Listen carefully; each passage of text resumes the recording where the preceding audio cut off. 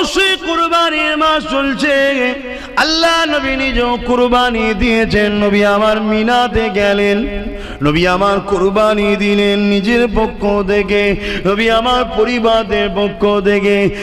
আর একটা পশুকে নিয়ে কুরবানি দিবার সময় বলতে লাগলেন, আল্লাহ এই জমিনের উপরে আমার অনেক উম্মতি আসবে, যারা কুরবানি দিবার সামর্থ্য হবে না, আল্লাহ আমি মুহাম্মদ তাদের পক্ষ থেকে কুরবানি দিয়ে দিলাম।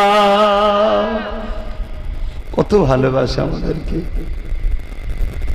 আল্লাহ, যাকে যেমন সামর্থ্য দিয়েছে, কেউ 30, কেউ 40, কেউ 50, কেউ 1 লাখ, কেউ 5 লাখ, কেউ 10 লাখ, কেউ 30 লাখ, কেউ 1 কোটি টাকা সম্পদ আছে। গরু কিনেছে, মোষ কিনেছে, দুম্বা কিনেছে, উট কিনেছে, খাসি কিনেছে, যার যেটা অকাত আছে, যার যেটা পছন্দের খাদ্য, যে বস্তু কোনো খাওয়া হালাল, সেই পশুর মধ্যে যে কোনো একটা পশু কুরবানি দিতে পারেন। আপনি ছাগল খাসি দিতে পারেন, মোষ দিতে পারেন, দুম্বা দিতে পারেন, গরু দিতে পারেন, যেটা আপনার পছন্দ। তবে ইসলাম শরিয়াতের নিয়ম হচ্ছে নিখুঁত পশু দিতে হবে।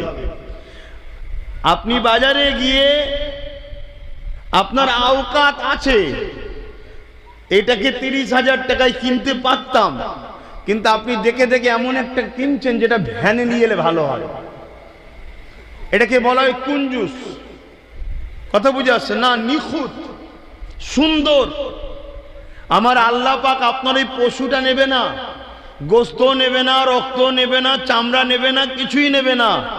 এখানে দুটো জিনিস হচ্ছে, একটা হচ্ছে আপনার মেহনতের টাকা, আপনি কুরবানি দিচ্ছেন, আল্লাহর রাস্তায় খরচ করছেন, এবং ওই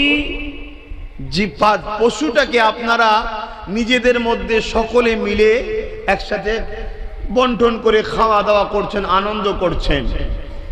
আল্লাহ পাক নেবে কিন্তু আপনার নিয়তটা, আপনার পছন্দ, আপনার নিয়ত, আল্লাহর উপরে প্রেম। এবং এটা ইব্রাহিম আলাইহিস সালামের একটা সুন্নাতের সওয়াব হবে। জোরে বলুন সুবহানাল্লাহ।